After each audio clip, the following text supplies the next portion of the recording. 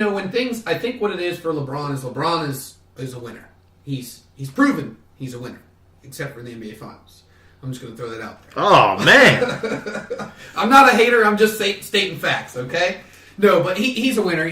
Everywhere he goes, the team wins. And they're not winning right now. They're not doing well right now. So, of course, if they're not doing well right now, we need a change as a coach. We need somebody that come in here to get these other guys to play to where I want them to play to. And that's the kind of way I see it. Like, that's him. Like, you're going to play to my level or you're not going to be with this team. And there's very few players in the NBA that can actually make that happen. But Kyle Kuzma's one of them. But he is one of them. So the fact that he says he wants him out, I mean, I think it's almost the writing's on the wall. I mean, I don't think he should go, but I think the writing's on the wall. I think LeBron's, he's made up his mind. He doesn't like you. He doesn't like the way that the team is going with you at the head. So hey, he's made the decision. It's time to go.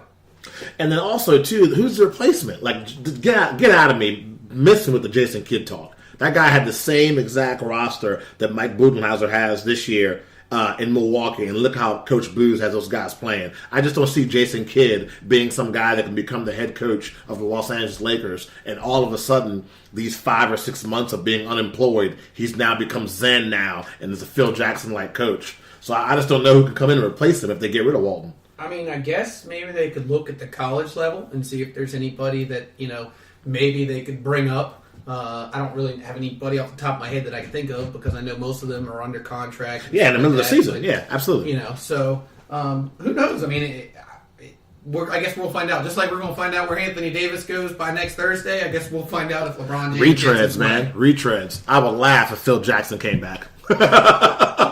It's not going to happen, but I'm just saying a man can dream. That'd be hilarious to see him, because I think he'd like that matchup of going against the Monstars, trying to beat them and go up against his ex-player Steve Kerr. Man, the storylines there would be fantastic. I have to start staying up late for West Coast games so I can watch the intrigue of the Lakers if they pulled something off like that. But I highly doubt that's going to happen for sure. But yeah, LeBron James, hopefully he can come back. And like I said, I personally want to see him in the All-Star game in Charlotte and play. I know the fans do also. Talking about the All-Star game, of course, tonight at 7 p.m. on TNT, we'll have the reserves that will be coming out. I know you and I, Pat, last week kind of talked about who we'd have in our starting lineups for the East and the Western Conference. Now there's no limit on what you can do as far as front court players and back court players, which is kind of cool. They'll have the draft obviously live televised as well too, which is going to be really fun to watch that playground style basketball draft kind of go on. So I kind of want to talk about people we think should be reserves for both teams. I'll go ahead and start that off. And I did old school West and East. I'm an old school basketball fan. Judge if you want.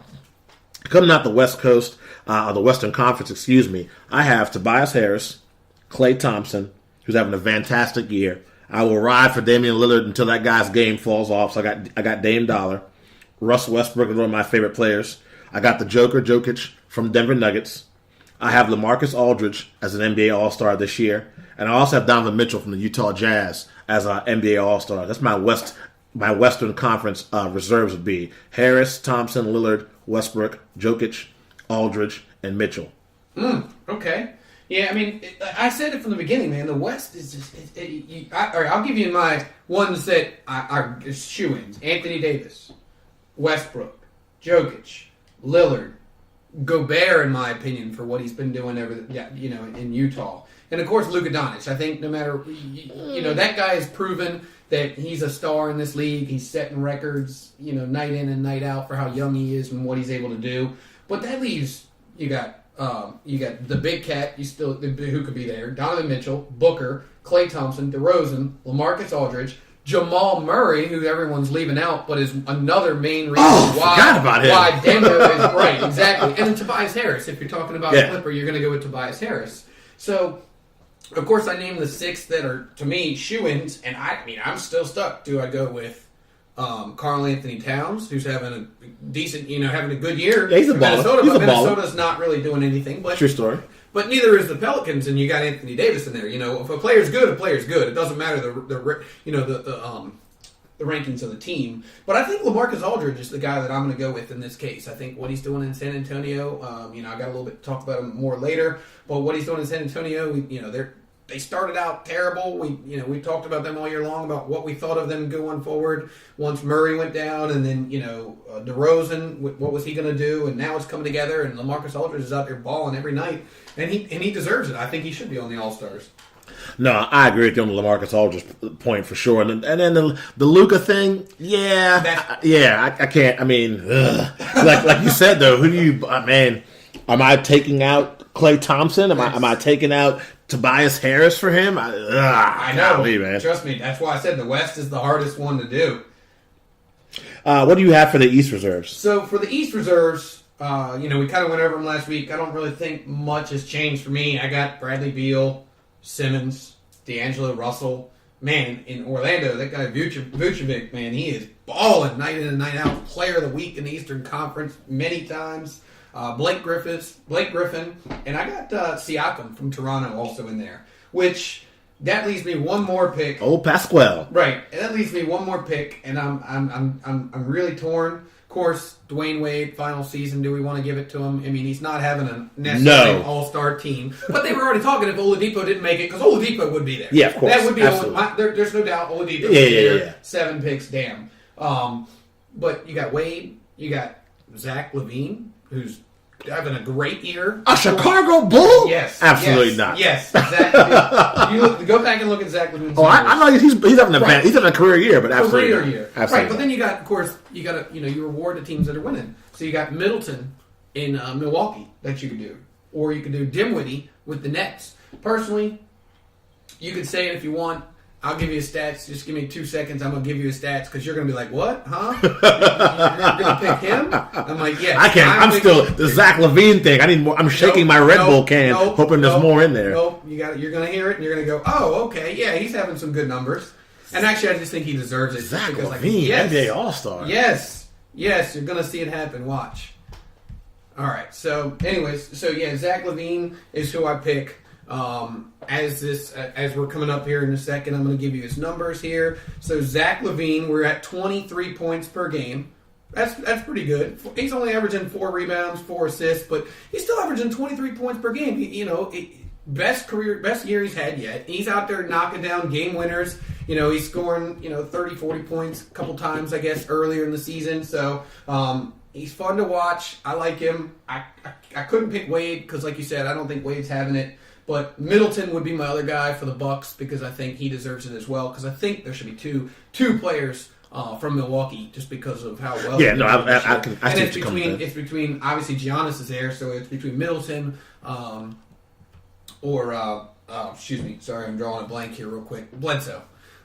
Ooh, man! I mean, that's a name I haven't even think about. That's the other 2 names out of Milwaukee that I would go with would be Bledsoe or Middleton could make the team as well. So that's mine. I mean, obviously, I've got certain picks that I'm a little stuck with. The Doncic thing. You're not sold, but I mean, I'm sold. I think he's great. And then I'm gonna stick with LaVine. I'm telling you right now. Watch what happens. No, the Doncic thing. I see what you're saying because I don't have an argument on why. I don't have a strong argument on why he shouldn't be on the team. So right. I feel you on that one on the West. I definitely can. I have no argument on why. But the Zach LaVine, I just man. I'm just trying to throw a wrench in things. No, I feel you. That's what. Ed, it'd be a boring show if we had the exact same thing. Andre Drummond too. I mean, Andre Drummond's had a good year there in Detroit. So I mean, are you going to have Griffin? I mean, I was looking at the roster. I can't do 2 Pistons. Also, I'm looking at Beal, Simmons, D'Angelo Russell. Okay, cool. Then you got the big guys. You got Vucevic, Griffin, and Siakam. All right. Then how do we? I mean, I get it. It doesn't matter because they're not going to be on the same team because of the draft and the way it's going to go.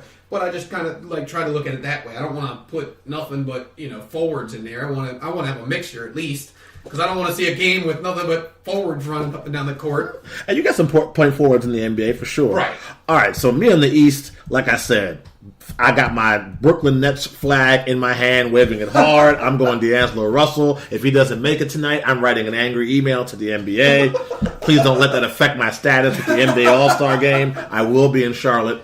So I'm going to go D'Angelo Russell, Bradley Beal, Ben Simmons, Pasquale Siakam, Vucevic from the Orlando Magic, Blake Griffin, and I also have Chris Middleton making the East for the NBA All-Star Game. Yeah, Middleton. Like I'm with you. I had to have 2 players from the Bucks. I had to have 2 players from the Raptors. Like you said, you reward the players that are contributing to teams that are winning. And I think that when you look at Siakam, when you look at Middleton, Look at Simmons. They have players from their teams already that are going to be starters in the NBA All-Star game, but you got to have a sidekick in there that's contributed to the wins as well. And the Blake Griffin thing, yeah, the Pistons don't have the best record in the world, but he's just pouring it on. They have a better record than the Bulls, so don't come at me, Bulls fans, talking about how come you won't let me in there? No. No. I'm with you. I have Blake Griffin. Like I said, he's playing at an all-star level. Yeah, Blake Griffin I have. And then Dwayne Wade, what I would have done if I was the NBA, they should have extended the rosters. I think it's 22. Should have made it 24. And that way you would have had a spot. Because you're always going to have those one or two players that really deserve to make the All-Star game that get snubbed. So that way you could have had a Dwayne Wade as a thank you. His theme of the season is one last dance because he's going to retire this year. I'd have no problem with Dwayne Wade being on the All-Star team if he had those extra slots. But because he don't have those extra slots, I just can't put him in over the guys that I named at all. Zach LaVine. Wow. Hey, that's why I love the NBA, because everybody's got an opinion. Oh, sure. Absolutely. I'm going to have to tweet him from the show account that, hey, Pat said you were an NBA All-Star. I disagreed. Now, I'll give him my account. He can come at me if he wants to. But, I mean, he's having a great season. Shout out to Zach coming off that knee injury. A lot of people thought he couldn't come back from the knee injury. Hey, we talked about it earlier in the show. Maverick fans should have hope if that guy can come back, and he is still 50-inch vertical, yamming on people's heads like nothing ever happened to him. If you're a Mavs fan, if he can do it, I know everyone's body's different, but Porzingis should be able to come back with no problem at all as well. It's probably become one of the most popular parts of the show. So it's that time once again, for the Hillard Report. All right. Well, I kind of mentioned a couple of these things, but I'm still going to go back over it real quick. There's a couple of teams that I'm high on right now. Of course, Oklahoma City Thunder winning 6 in a row, 7-3 in their last 10. You know, they've been balling lately. They beat the Bucks, they beat the Blazers, the Sixers, the Spurs, so they've been playing well. The Blazers is another team we mentioned a little bit ago. I didn't have them in my top 10, but I'm still high on them right now. They're definitely making their moves. Top 5 in the Western Conference. They've won 3 in a row, 7-3 in the last 10. They got wins over the Jazz, the Pelicans, the Hornets, and the Rockets as well. Talk about some teams that I'm down on, man. The Pelicans. Like, seriously. Anthony Davis, what are you doing? Let us know what you're doing. We need to know now. But they've also been struggling. They're 3-7. Davis hasn't played, I believe, in 6 games now. They've lost to the Pistons, the Thunder, the Spurs, the Nuggets. So, I mean, they've been playing a tough schedule lately. But they got Drew Holiday. You know, they got some good players there. They got some teams. Julius Randle. Right. He's been hurt. But Okafor, man, I'm going to talk about him in a minute. Okafor really stepped up and has been playing great.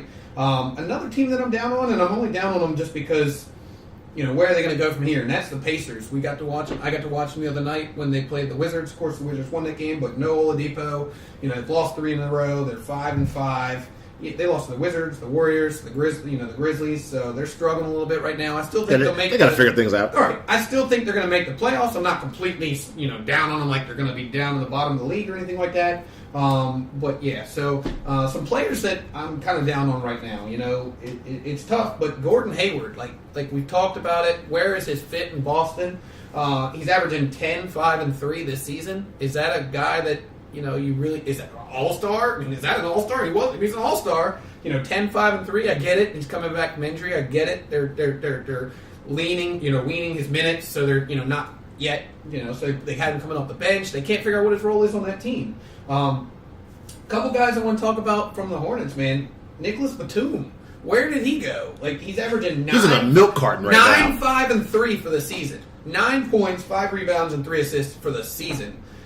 Kemba Walker, love the guy, made the NBA All-Star team, but right now he's just struggling. He had 14 points, 5 rebounds, and 5 assists against the Knicks with a win. 10 points, 7 rebounds, and 5 assists against the Bucks. This season he is averaging a career-high 24 points, but he's only averaging 4 rebounds and 5 assists per game. So, yeah, he's having a career year with points, and the team is actually in the top 8 right now in the Eastern Conference, but I really think he can step it up, and he has throughout the year, but I just think he's kind of tailed off a little bit, and he just really hasn't been balling like he was earlier in the year. He's banged up a little bit, too. He had a little bit of a neck issue there for a while. Now we want to talk about some guys that have been impressing me lately. The first couple here I want to talk about, the reason they've been impressing me is just, some players that are either involved in a trade, could be involved in a trade, or recently signed. So I want to talk about Jahlil Okafor. Man, what that guy's been doing lately with no Anthony Davis, no Randall, I mean, you're just looking at it right now. He's had 14, 8, 14 points, 8 rebounds, a block, and a steal against the Nuggets.